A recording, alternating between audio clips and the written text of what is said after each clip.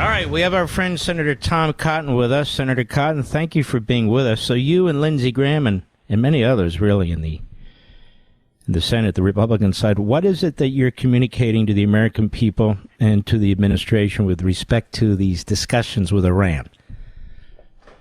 Hey, Mark, it's great to be back on with you. You know, today is the 7th anniversary of President Trump withdrawing from the disastrous nuclear deal that Barack Obama cut with Iran. And the reason, Mark, it was so disastrous, as Prime Minister Netanyahu said, is that it didn't block Iran's path to a bomb. It paved Iran's path to a bomb by leaving them with a vast nuclear infrastructure, most importantly, centrifuges to enrich uranium. And I know there's some debate about levels of enrichment, but the simple fact is, if you can enrich uranium at all, ultimately you can enrich it to weapons grade and make nuclear weapons. That's why President Trump, in one of the most important and best decisions he made in his first term, withdrew from that deal, and why he has been perfectly clear time and time again that Iran to totally dismantle its nuclear program. If they want to do that, if they want to turn over all their highly enriched uranium and turn over all their centrifuges, at that point he's willing to talk to them about the potential for civilian nuclear power. But as long as they have that path to a nuclear weapon, President Trump has made it clear there's not going to be a deal. And if necessary, there will be bombing. That's not my words. That's his words. Now, you say they've made it clear, and I have to be honest, Senator. I'm reading different accounts. I don't know if they're leaks. I don't know if they're official. I don't know if they're unofficial that are confounding, quite frankly. Is there a tug of war going on somewhere there in the administration? I mean, are we really laying down the law as far as you're told or you know to Iran about dismantling its nuclear weapons program?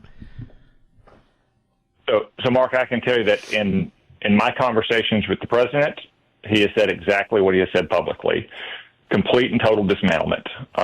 That there's nothing else that can be done to ensure that Iran does not get a nuclear weapon. And in my conversations with the Secretary of Defense and the Secretary of State and the CIA director and the special envoy, they've all been clear that that's the president's objective, and that's what they're working on. I can't vouch for every single person who might be posing as an anonymous source, you know, grinding ideological axes because they're opposed to what the president is doing. But ultimately, advisors advise and the president decides. And I have no reason to believe that Donald Trump has changed his mind one bit on this. Mark, the very first conversation I ever had with him 10 years ago, he was a new candidate, and I was fighting against the Obama nuclear deal, and he called me because he was going to be in Arkansas for a state party dinner, and he thanked me for what I was doing to fight that deal, and he said that you've got to totally dismantle their program, and he's really never changed on that. What do you make of these reports in Breitbart and others, some of the Israeli papers and even our papers, that the administration has decided to cut out Netanyahu and the Israeli government, and they were caught by surprise about the Houthis and that sort of thing? Do you know, or maybe you don't, is there any accuracy in that? Not that I've seen, Mark. As you would observe, whenever we talk about the fake news here and leaks from people with ideological axes to grind against Donald Trump, we have to multiply it by at least 2 when you add in the Israeli side of that, because as you know, there's also an Israeli deep state. And there are plenty of people in Jerusalem who have axes to grind against Benjamin Netanyahu and who want him to fail. So I have not seen or heard of anything like that. I'm not sure where that news is coming from or who the sources are, but everything I've seen suggests that, as usual with President Trump, as it was throughout the first term, that we are coordinating very closely with the government of Israel.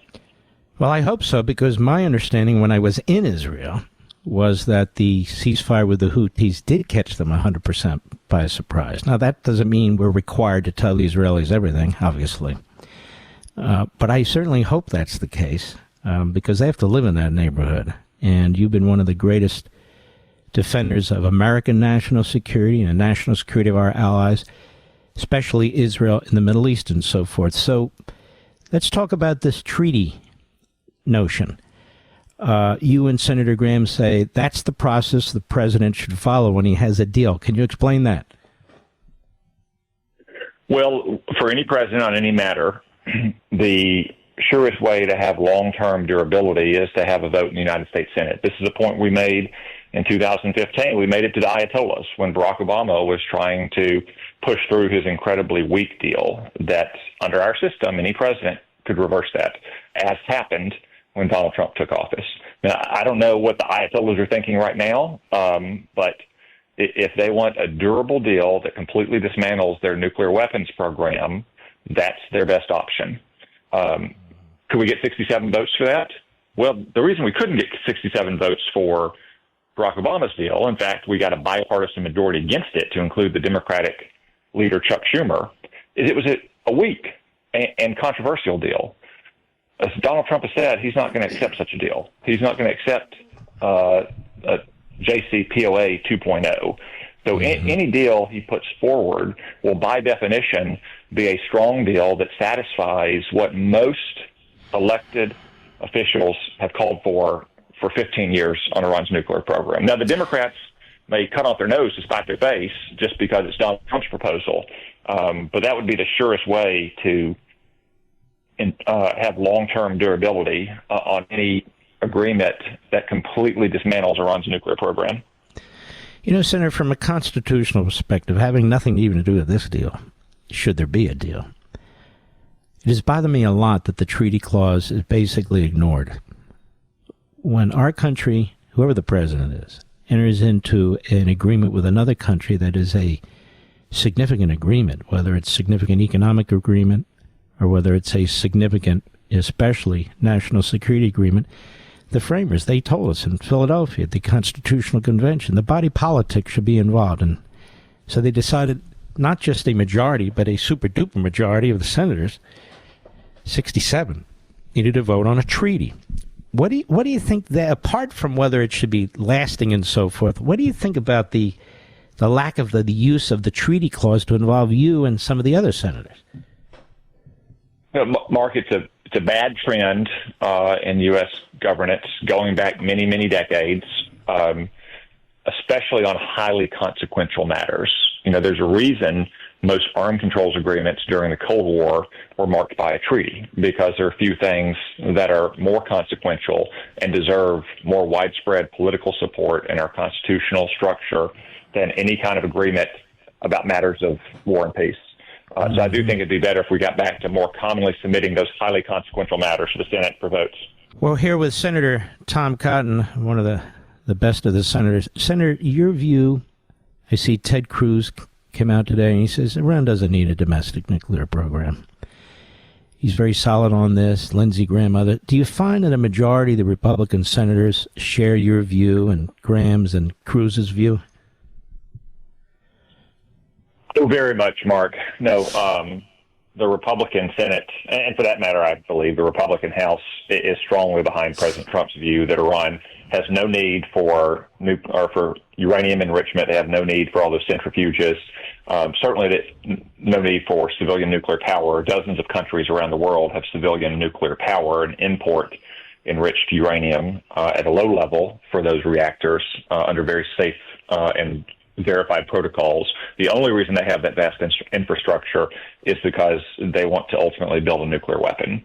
So the vast majority of all Republican senators, and as I say, I suspect all Republican congressmen, is that Iran can't be allowed to have a nuclear weapon. And for that matter, Mark, there's Democrats that will say that as well. Now, they may not say it very loudly, but quietly they'll say it as well. Mm-hmm.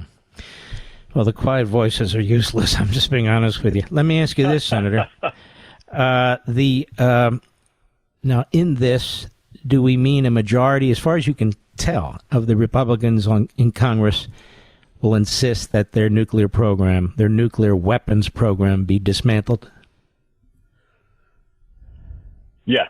Yeah, exactly what President Trump said as recently as his interview on Meet the Press on Sunday, total dismantlement. It's not keeping a certain number of centrifuges in place. It's not downblending their uranium and keeping that uranium in place. It's ending it all. Not only do they have no need for all those centrifuges and all that uranium, Mark, they certainly don't need it to be buried under mountains. I'm not aware of many nuclear power plants or civilian research programs that are buried dozens of meters under mountains. That's, again, done solely because Iran is afraid that the United States and Israel one day would be pushed to the brink of having to eliminate those sites militarily. And Donald Trump, again, has been very clear that he's willing to do that. I mean, in his own way, George Bush or other Republican presidents might say something like, well, we'd like to have a deal, but if we don't, all options are going to be on the table. As you know, President Trump is much more blunt than that. He'll say we're either going to have a good deal or there's going to be bombing. What is the sense, again, if you can tell, on Capitol Hill among Republicans? Do they really think that the Iranian regime, which has invested so much in this and is very weak in terms of the people of Iran that would love nothing more to overthrow it, do Republicans on Capitol Hill think, putting aside Donald Trump, I'm just talking about Iran, that they would, even in the face of potential military action, would, on their own, divest themselves of all this nuclear development materials? Mark, I personally am skeptical, to doubtful about that. Iran has never indicated a willingness to dismantle and turn over all of its centrifuges and uranium. That was the main sticking point with Barack Obama. And his selling point in the end became, well, it's either this bad deal or war, which, again, is a straw man argument. But I've never seen their willingness.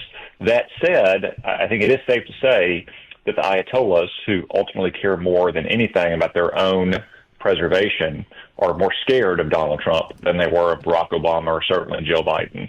I think they live in mortal terror of strong Republican presidents like Donald Trump and Ronald Reagan. If you recall, Ronald Reagan in 1987 and 1988 sank half of Iran's navy. That didn't lead to some kind of so-called endless war, forever war. It led to peace, not only peace in the Persian Gulf, where Iran stopped mining the Gulf, which was hitting American-flagged tankers and ultimately a naval ship, but it also led to peace in the Iran-Iraq war, which had been waged for 8 years, because, again, the Ayatollahs were living in mortal fear of Ronald Reagan. I do think, because Donald Trump is back in office, and they know that they tried to assassinate Donald Trump, and Donald Trump knows that they tried to assassinate him, that it is at least worth the effort, and that's what President Trump is trying to do, to see if they've had, let's say, an attitude adjustment from their past behavior and past convictions about keeping their nuclear program.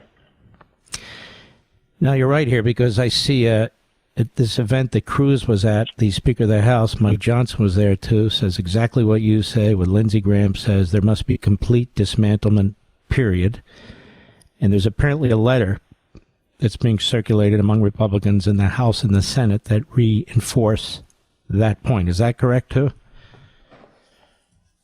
I believe that's true, Mark. I don't know if it's been released yet, so I think they're still collecting signatures, so I don't want to get ahead of them. But I do believe that Republican senators and congressmen both somebody leaked it. I'm just reading make it. These points to circulate to defend President Trump's viewpoints, his consistently stated viewpoints, and to show that it has widespread, near unanimous support, frankly, among Republicans in the House and in the Senate.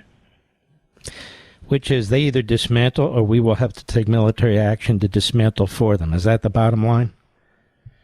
I think the way President Trump put it is they can have a deal and live happily without death. Otherwise, there will be bombing. Okay. Well, he puts it better than any of us. Senator Tom Cotton, I want to thank you for your service in the military, your service in Congress, and your leadership. God bless you, my friend. Thanks very much, Mark. I appreciate you. All right, you too. You take care of yourself.